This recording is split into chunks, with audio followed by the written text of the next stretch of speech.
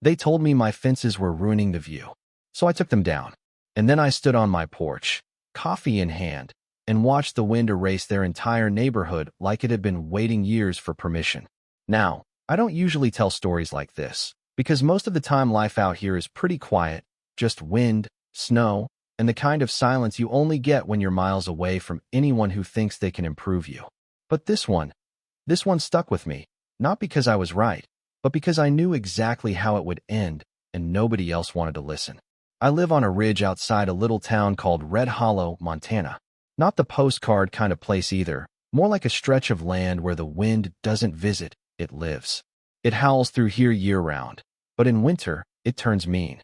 Snow doesn't fall politely out here. It comes in sideways, sharp and fast, like it's got something to prove.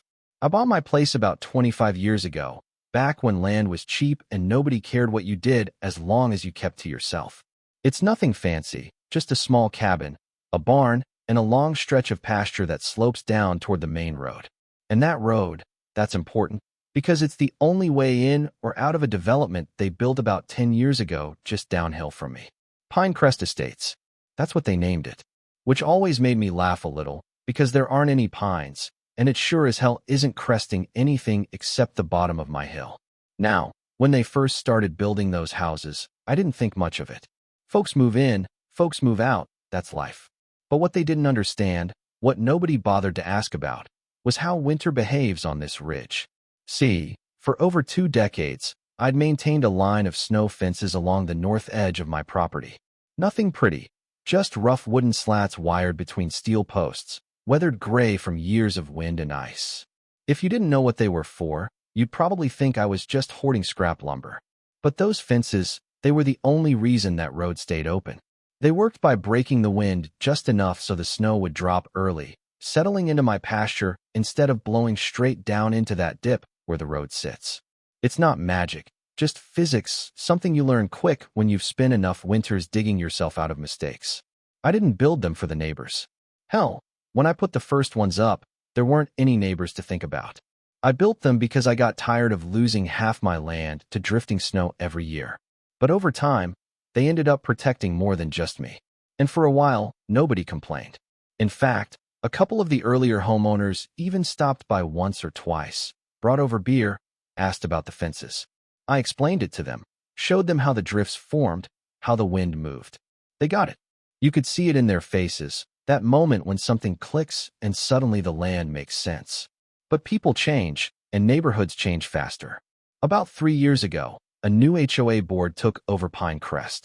Fresh faces, new energy, a whole lot of confidence. You could tell right away they had plans, the kind that usually look good on paper and fall apart the second they meet reality.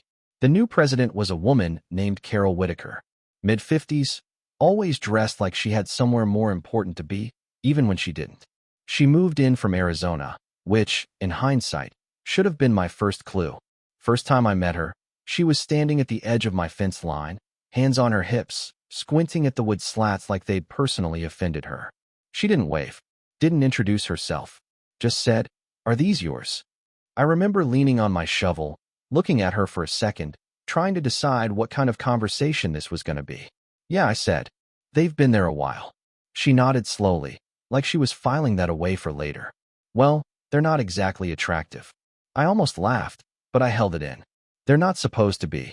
That was the first crack. A week later, I got a letter. Official letterhead, legal language, the whole thing. It said my fences were in violation of a visual corridor agreement and were negatively impacting property values within Pinecrest Estates. Gave me 14 days to remove them or face fines and possible legal action. I read it twice, then set it down on the table and just sat there for a while, listening to the wind outside, thinking, "You've got to be kidding me." So I did what any reasonable person would do. I went to their HOA meeting. Now, I don't do meetings. Never have. But I figured if I showed up, explained things face to face, maybe we could avoid something stupid. The meeting was held in their little clubhouse, nice building, big windows, all facing out toward my land, ironically enough. There were about a dozen people there, sitting in folding chairs, sipping coffee like this was just another item on the agenda. Carol was at the front, of course, running the show. When it was my turn to speak, I brought everything I could think of, weather records, photos from past winters, even a couple diagrams I'd sketched out showing how the wind patterns worked across the ridge. I kept it simple. Those fences, I told them, they're not for looks. They're there to stop snow from drifting onto your access road. Without them, the wind's gonna carry everything straight down into that low point by your entrance. One guy in the back nodded, like he understood. Carol didn't. She leaned back in her chair, arms crossed. That tight smile people use when they've already made up their mind. We appreciate your concern, she said, dragging that word out just a little. But we have snow removal services. Professional ones. We won't be needing your structures.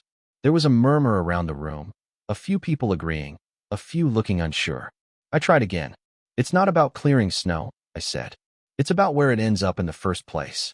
Once it starts piling in that dip, you're not pushing it out. You're fighting the wind, and the wind always wins up here. She gave a short laugh, not mean exactly, just dismissive. I think we'll take our chances. And just like that, the decision was made. I remember walking out of that meeting into the cold night air, the wind cutting across the ridge, and thinking, they have no idea what they just asked for. But they'd made it clear. So, I complied. So yeah, I complied. Not out of spite, at least not at first. I've lived long enough to know that arguing with people who've already decided you're wrong is like shoveling snow in a blizzard. You just end up tired, and the drift comes right back. That weekend, I got to work. Ground was already starting to harden, that early winter bite settling in, the kind that turns dirt into something closer to concrete. I hauled out my tools, bundled up, and started pulling posts one by one. Each one fought me on the way out, like it didn't want to leave. Like even the fence knew this was a bad idea. Took me 2 full days. By Sunday afternoon, the whole line was gone. Just open land stretching clean across the ridge, nothing to catch the wind anymore. No resistance, no interruption, just a straight shot from the north, all the way down to that road. I stood there for a while when I finished, hands on my hips, looking out over it. It looked nice, I guess. Clean. Unobstructed. Useless. Right about then, I heard a car coming up the road behind me. Slow, deliberate. I didn't even have to turn around to know who it was. Carol. She rolled down her window as she pulled up, smiling like we'd just completed some kind of joint project. Well, she said, glancing out over the empty stretch, that's much better. I nodded once. Sure is something. She gave me a thumbs up, like I'd passed inspection, then drove off without another word. And that was that. For about 2 weeks, nothing happened. Cold settled in, sure, but no major storms.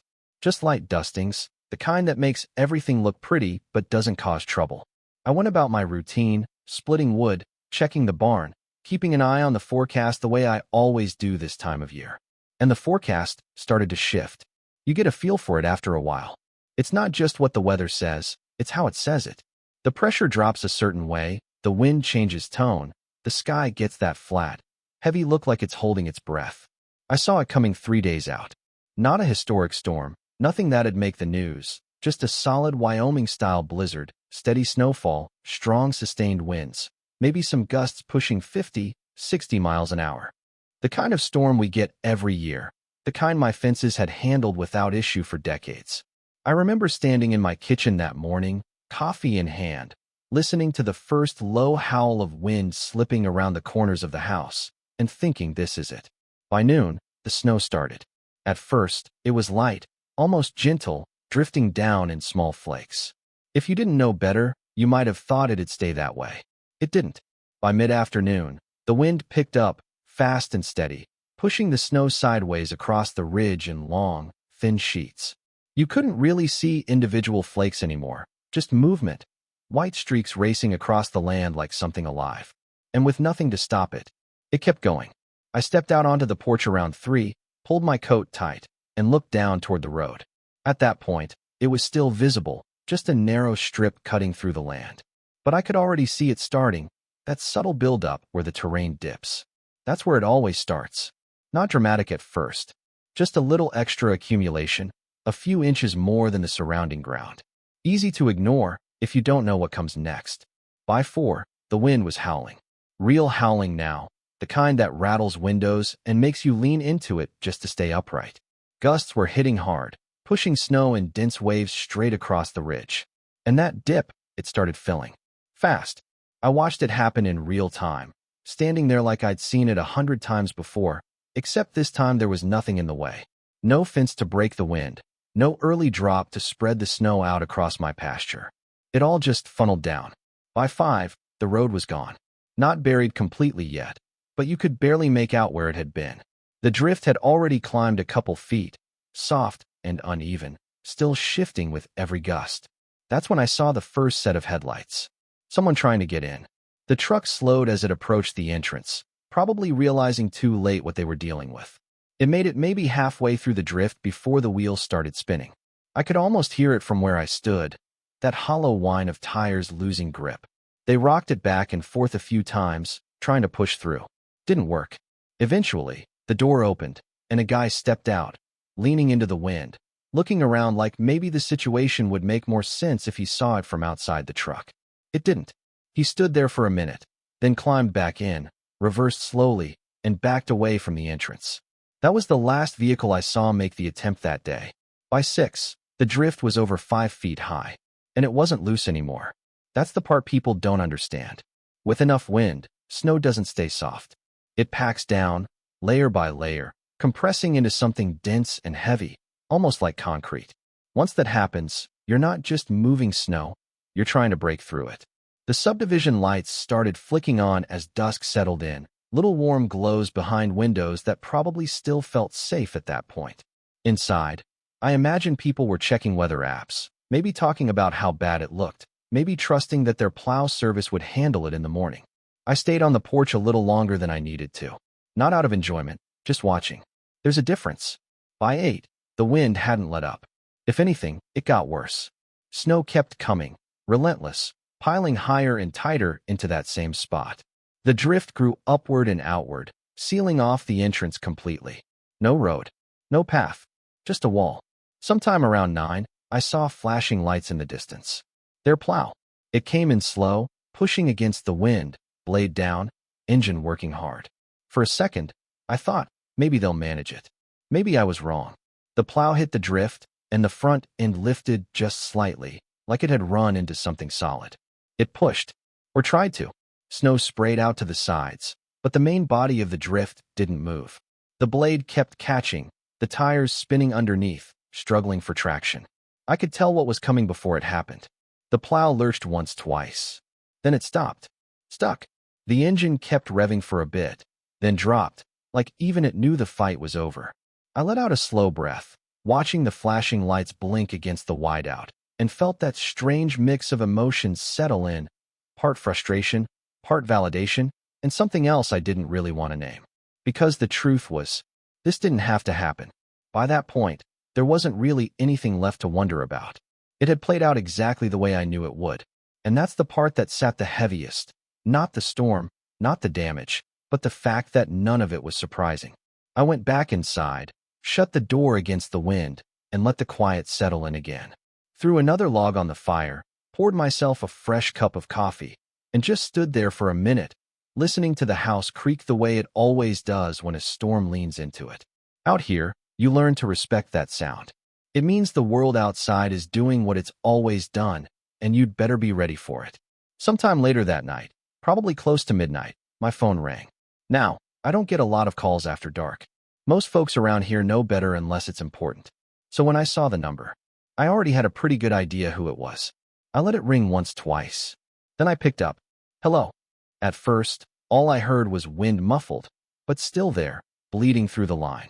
Then her voice came in, tight, strained, nothing like the calm confidence she carried at those meetings. Is this Daniel? Yeah, I said. It is. This is Carol. From Pinecrest. I figured.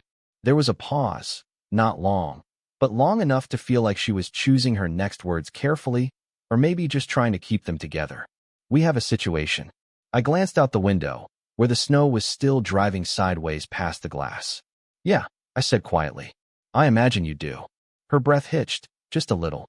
The road is completely blocked. Our plow is stuck. We've got residents who can't get out. We've got someone who needs medication delivered in the morning, and she stopped herself, then pushed forward, voice sharper now. We need you to fix this. I leaned back against the counter, cradling the phone between my shoulder and ear, eyes still on the storm. Fix it how? You need to put the fences back up, she said, like it was obvious. That's what you said they were for. I almost smiled, not because it was funny, but because of how simple she made it sound. Carol, the ground's frozen solid, I said. And there's a blizzard outside. Even if I wanted to, I couldn't get those posts back in tonight. Her voice cracked then, the frustration finally breaking through. This is your fault. And there it was. Not fear, not responsibility, blame. I closed my eyes for a second, letting that settle. No, I said, calm, steady. This is exactly what I told you would happen. You should have refused, she snapped. You knew this was dangerous. I tried, I said. At your meeting. With your board. You made it clear what you wanted. There was silence on the line, but not the quiet kind, the kind filled with everything she didn't want to admit. Then, softer now, almost pleading. People are stuck, Daniel. I nodded to myself, even though she couldn't see it. I know. And I did.